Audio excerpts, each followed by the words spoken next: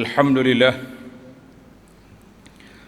إن الحمد لله نحمده ونستعينه ونستهديه ونستغفره ونعوذ بالله من شرور أنفسنا ومن سيئات أعمالنا من يهده الله فهو المهتد ومن يضلل فلن تجد له وليا مرشدا أشهد أن لا إله إلا الله وحده لا شريك له وأشهد أن محمدا عبد الله ورسوله اللهم صل وسلم وبارك على محمد وعلى آله وصحبه ومن سار على نهجه واهتدى بهديه واستنى بسنته إلى يوم الدين أما بعد يا أيها الذين آمنوا اتقوا الله حق تقاته ولا تموتن إلا وأنتم مسلمون يا أيها الناس اتقوا ربكم الذي خلقكم من نفس واحدة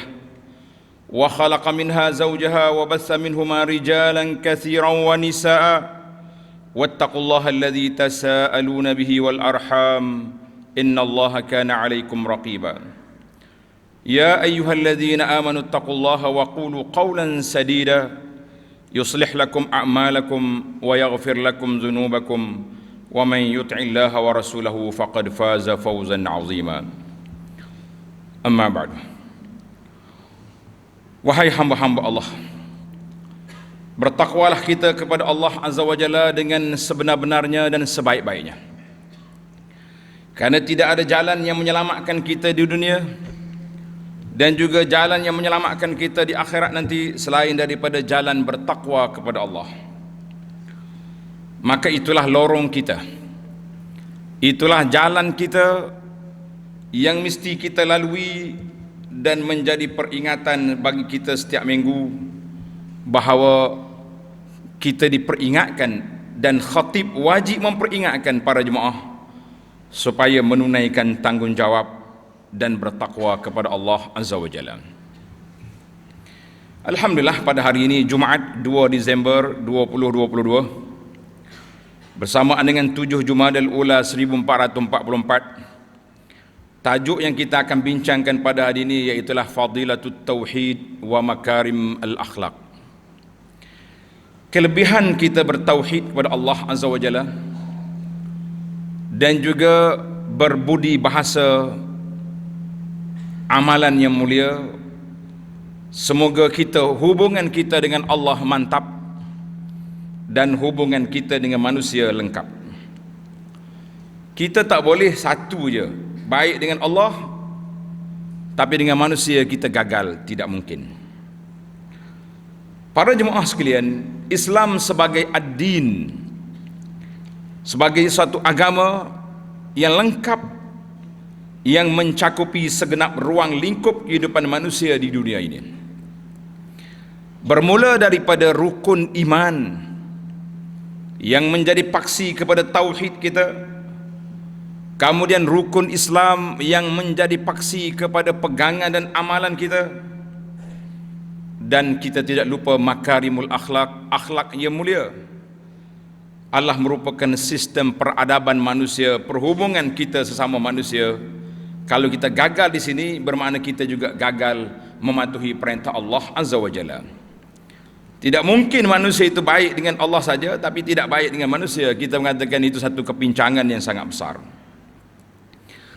Maka dua, kita kena baik dengan Allah, kita kena tauhid, kita kena patuh segala peraturan, kita kena patuh segala ikutan dan suruhan serta menjauhi segala larangan. Dengan Nabi sallallahu alaihi wasallam juga wajib pada kita mengikuti, beramal dan berpegang dengan sunnah serta menyebarkannya ke dalam keluarga dan masyarakat, sudah pastinya ke dalam negara. Maka para jemaah sekalian, Allah Subhanahu wa taala telah menceritakan kepada kita awal dakwah para rasul dan intisari dakwah para rasul, para nabi alaihimus salatu wassalam, iaitulah tauhid kepada Allah Azza wa Jalla. Sebagaimana firman Allah Ta'ala dalam surah Al-Anbiya ayat 25, A'udzu billahi minasyaitonir rajim. Wa ma arsalna min qablika min rasulin illa nuhi ilaihi annahu la ilaha illa ana fa'budun. Tidaklah kami utuskan sebelum daripadamu, mana sebelum daripada Nabi kita Muhammad sallallahu alaihi wasallam, dari kalangan para rasul, para anbiya yang lain, kecuali kami telah wahyukan kepada rasul-rasul itu bahawa la ilaha illa ana, tidak ada Tuhan yang berhak disembah, dipuja dan dipuji selain daripada Allah Azza wa Jalla, fa'budun, makalah kamu mengabdikan diri kepada Allah. Dan terdapat banyak sekali ayat-ayat yang menganjurkan kita supaya bertauhid kepada Allah Azza wa Jalla, supaya memurnikan akidah kita. Sehingga kan dalam solat kita, solat fardu yang 17 rakaat, setiap rakaat kita kena baca Al-Fatihah. Di dalam Al-Fatihah, maka di sinilah perjanjian kita yang sentiasa diulangi, ditajdid, renew, diperbaharui setiap kali kita salat, iaitu pengakuan kita iyyaka na'budu wa iyyaka nasta'in. Hanya kepadamu ya Allah kami sembah, dan hanya kepadamu kami minta pertolongan. Pengakuan ini para jemaah sekalian adalah merupakan satu akuan yang besar. Tidak mungkin kita hanya mengaku dalam salat, kita mengaku dalam baca Fatihah, tetapi tidak mengaku apabila kita berdepan dengan kehidupan seharian. Sepatutnya bila akuan kita iyyaka na'budu, hanya kepadamu kami sembah ya Allah, kenapa pula kita nak pergi sembah lagi benda-benda lain? Kenapa kita percaya lagi ada perkara-perkara lain yang layak untuk menjadi standing ataupun layak juga untuk diberi penghormatan sebagaimana kita menghormati, sebagaimana kita mengabdikan diri kepada Allah? Maka itu satu benda yang tidak boleh. Jadi jangan lagi kita ambil benda lain. Dan iyyaka nasta'in, hanya kita minta pertolongan dengan Allah. Jangan lagi minta tolong dengan hantu, dengan jin, jemalang, dengan segala maknika, segala perkara yang tidak baik. Kerana itu adalah merupakan bercanggahnya akuan kita iyyaka na'budu wa iyyaka nasta'in. Maka para jemaah sekalian, betapa pentingnya kehidupan kita dalam tauhid. Kerana itulah kita mengatakan murnikan tauhid, ikhlaskan ibadat kita kepada Allah, nascaya kita akan selamat di dunia dan kita akan selamat di akhirat. Dalam pendidikan anak-anak, sudah pasti ajaran Nabi sallallahu alaihi wasallam menjadi acuan kita. Bagaimana Rasulullah sallallahu alaihi wasallam telah mendidik sepupunya Abdullah bin Abbas radhiyallahu anhuma ketika masih kanak-kanak. Nabi bawa Ibnu Abbas, dibawa, diletak di atas kenderaan belakang dia. Nabi kata, ya ghulam, wahai anak, inni u'allimuka kalimatin, aku nak ajar kepada kamu beberapa patah perkataan. Tauhid tidak perlu kepada berjela-jela, berjam-jam kita punya ceramah. Untuk memantapkan dia, untuk memberi kefahaman, perbahasan itu betul lah. Tapi untuk memantapkan kalimah, lebih lagi kepada anak-anak kita, tidak perlu panjang-panjang. Nabi ajar beberapa patah, ihfazillah yahfaz. Anak, gulam, mu jaga hak Allah, Allah jaga kamu. Kita jaga hak Allah, maknanya apa semua suruhan Allah kita jaga, kita patuhi. Apa saja larangan Allah Ta'ala kita tinggalkan, yahfaz, Allah Ta'ala akan jaga kita. Ihfazillah tajidhu tujahak. Kalau kamu jaga Allah, Allah Ta'ala pimpin kita. Wa iza sa'alta fas'alillah, bila kamu minta dengan Allah. Wa iza sta'anta fasta'in billah, bila kamu minta pertolongan, mintalah pertolongan dengan Allah Azza wa Jalla. Hadis ini dalam riwayat At-Tirmizi. Panjang lagi hadis ini para jemaah sekalian, tapi madai sebagai muqaddimah ataupun dalam khutbah yang pendek yang tak boleh kita panjangkan, tetapi sekadar memantapkan kepahaman, melengkapkan perjalanan bahawa kita hidup mesti di atas tauhid yang murni kepada Allah Azza wa Jalla. Karena itulah yang menyelamatkan kita. sebagaimana yang disabda oleh Nabi sallallahu alaihi wasallam, man kana akhiru kalamihi la ilaha illallah dakhala al-jannah. Siapa yang akhir ucapannya la ilaha illallah, orang ni orang yang layak masuk dalam syurga. Allahumma khtim lana bi husnil khatimah. Ya Allah, jadikan akhir ucapan kami la ilaha illallah. Ya Allah, matikan kami dalam tauhid kepada Allah. Jauhkan kami daripada perkara mungkar, maksiat, perkara syirik, sama ada kita tahu ataupun tidak tahu, ya Rabbal Alamin, ya Arhamar Rahimin. Hubungan kita dengan Allah biar mantap. Sebagaimana telah beberapa kali saya ulang, nak mengenali Allah, kita kena melalui 3 dimensi. Yang pertama, kita kena Allah melalui al-asma'ul husna, nama-nama Allah yang indah. Dan kita kenal Allah melalui as-sifatul ula, sifat-sifat Allah Ta'ala yang maha tinggi. Dan kita juga mengenali Allah melalui tanda-tanda kekuasaan Allah kepada alam ini. Kita tengok kita sendiri pun kita tahu ada pencipta. Jangan nampak mak ayah kita. Mak ayah kita pun dia tak boleh nak buat apa. Dia nak anak laki-laki keluar anak perempuan. Nak hak comel tu biar hak huduh. Nak hak tinggi mari hak kenek. Kita kata kita ni hanya usaha, tetapi yang menentukan iaitulah Allah Azza wa Jalla. Baik para jemaah sekalian, kita berpindah kepada hubungan antara kita dengan sesama kita. Maka di saat kita duduk sekarang ni, kegawatan masih berlaku. Perebutan masih lagi berlarutan. Kita yang berada di kampung, jaga diri, jaga akhlak. Sebagaimana yang dislogankan zaman corona, kita jaga kita. Keadaan makin tidak terkawal dengan adanya alat-alat media baru yang tak boleh dikawal. Maka kitalah kawal diri kita supaya tidak menyusahkan kita di akhirat, kerana semua apa yang apa yang kita sebut, apa yang kita kata, apa yang kita tulis dan apa yang kita buat, semuanya dicatat oleh para malaikat, dan kita akan dipertanggungjawabkan dengan semua perkara yang kita buat itu. Maka kerana itu Islam memberi penekanan kepada soal akhlak yang menyentuh tentang perlakuan manusia, sama ada dalam percakapan atau pertuturan, pergaulan dan perhubungan, sikap dan tindak tanduk dalam kehidupan seharian, semuanya dihisap dan dihitung. Karena itulah dalam kehidupan seorang Muslim, bermula daripada bangun daripada tidur, kita mula dengan doa, Alhamdulillahilladzi ahyani ba'dama amatani wa ilaihin nusyur. Kemudian menjalani aktiviti harian, bermula dengan salat subuh, diteruskan dengan kehidupan seharian, kerja buat, belajar, semua kerja-kerja kita sehinggalah kita tidur balik. Semuanya dipenuhi dengan adab dan tata susila yang semuanya telah ditunjukkan oleh Nabi sallallahu alaihi wasallam melalui sirahnya, melalui sunnahnya. Saya juga telah perkenalkan kepada jemaah sebuah buku kecil yang kita nama terjemahan kepada kitab perisai Muslim. Itu adalah lebih kurang lengkap kehidupan kita dari bangun tidur sehingga kita tidur kembali. Kalau nak cari lebih daripada itu, tak terbuat kita tuan-tuan.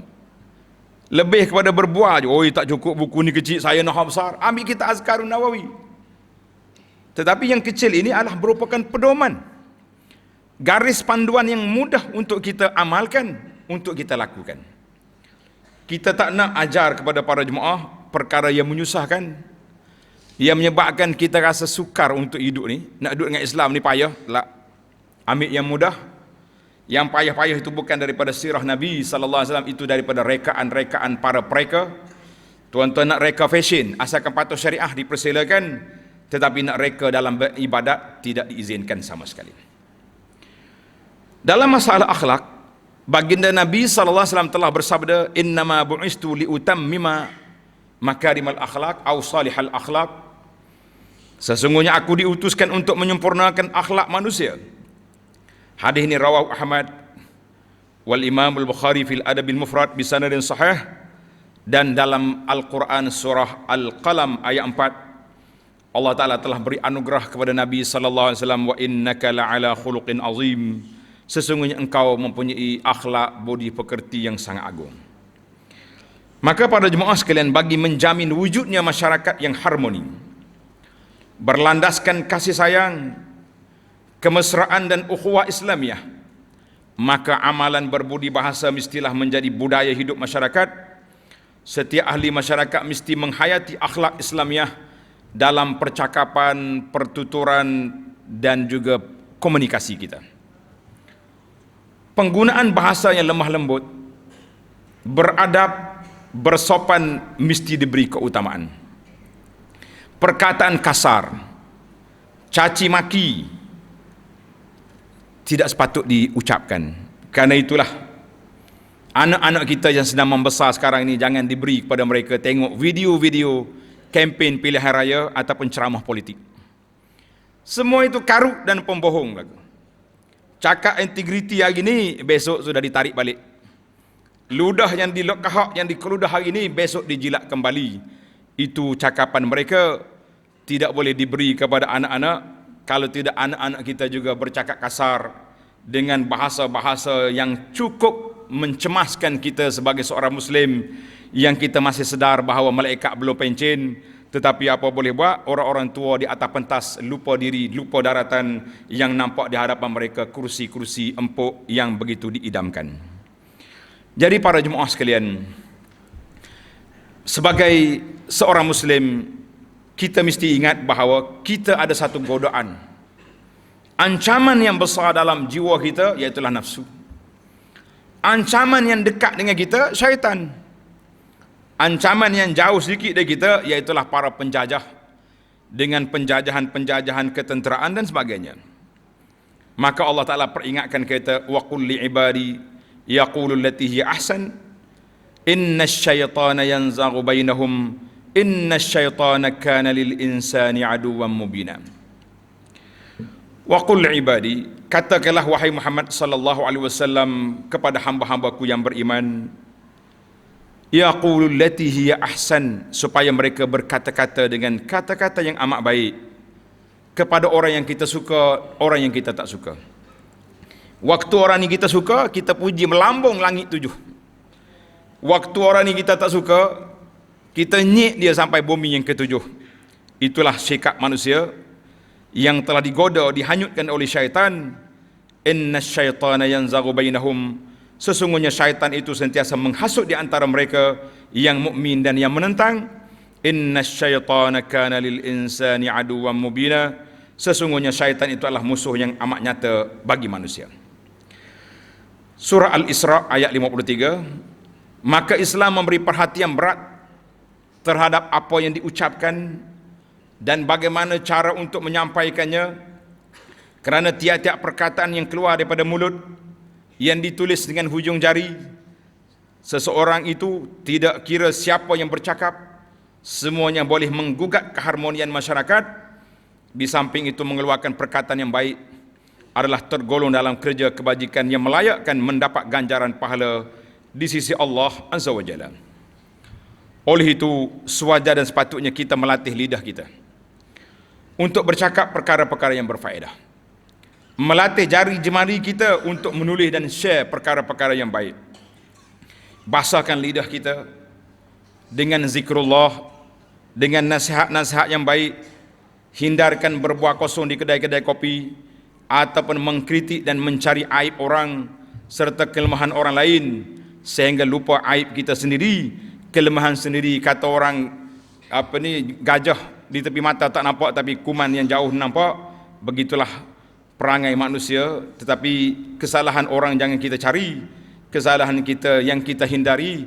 Apa yang membuat salah, jadilah sebagai pedoman untuk kita tidak bersama dengan kata-kata yang salah yang telah dibuat oleh orang-orang yang tidak bertanggungjawab itu.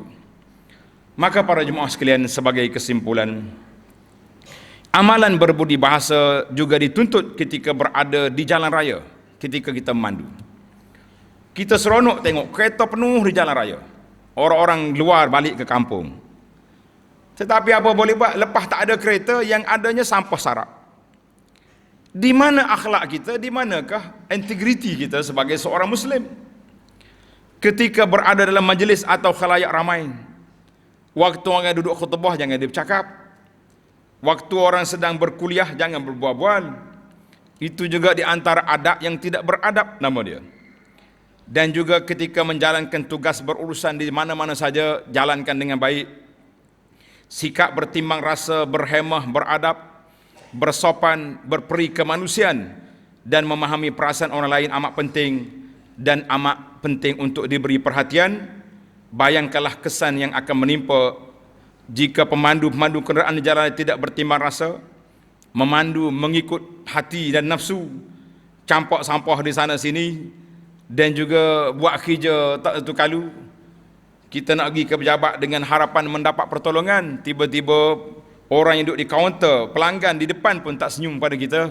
Itu mengecewakan. Sebagaimana kata orang, baiklah para jemaah sekalian, sebagai seorang Muslim yang mempunyai keimanan yang mantap dan kukuh serta meyakini terhadap pembalasan di hari akhirat, kita mesti menyingkirkan jauh daripada diri kita sifat sombong, angkuh, bangga diri, fanatik dengan kedudukan dan kekayaan, serta terlalu bangga dengan kemenangan ataupun apa saja pencapaian kita dapat. Kita ingat semua kita akan dikafankan dan akan diusung, akan dibawa ke kubur. Maka di sanalah perhitungan yang sebenar, di mana ujung jatuh kata orang. Semoga peringatan ini menjadi kesedaran kepada kita. Marilah kita jadikan kehidupan yang harmoni, damai dan sejahtera melalui penghayatan amalan berakhlak mulia, bersopan santun, menjadikan budi pekerti sebagai perhiasan hidup kita. Allah Ta'ala telah peringatkan kepada kita dalam surah Al-Hujurat ayat 10, innamal mu'minuna ikhwatun fa aslihu baina akhawaykum wattaqullaha la'alakum turhamun. Orang mukmin itu bersaudara. Ini kita tidak, hari ini orang mukmin menjadi musuh kita. Yang bersaudara kitanya, yang teman rapat kita, orang-orang kafir. Kerana sokongan kita, walaupun ada sebahagian mereka terang-terang nampak anti kepada Islam, tapi masih lagi ta'asub, masih lagi berwalak dengan barak kepada mereka. Kita mengatakan ini perlu diambil perhatian. Innamal mu'minuna ikhwatun fa aslihu baina akhawaykum, maka damaikanlah di antara dua saudara kamu yang bertelingkah kalau ada. Wattaqullaha la'allakum turhamun, dan bertakwalah kepada Allah supaya kamu beroleh rahmat daripada Allah Azza wa Jalla. Para jemaah sekalian, pada hari Jumaat dan hari-hari yang lain, perbanyakkanlah selawat ke atas Nabi sallallahu alaihi wasallam, kerana perintah Allah dalam Al-Quran, innallaha wa malaikatahu yusalluna 'alan nabi ya ayyuhalladzina amanu sallu 'alaihi wa sallimu taslima.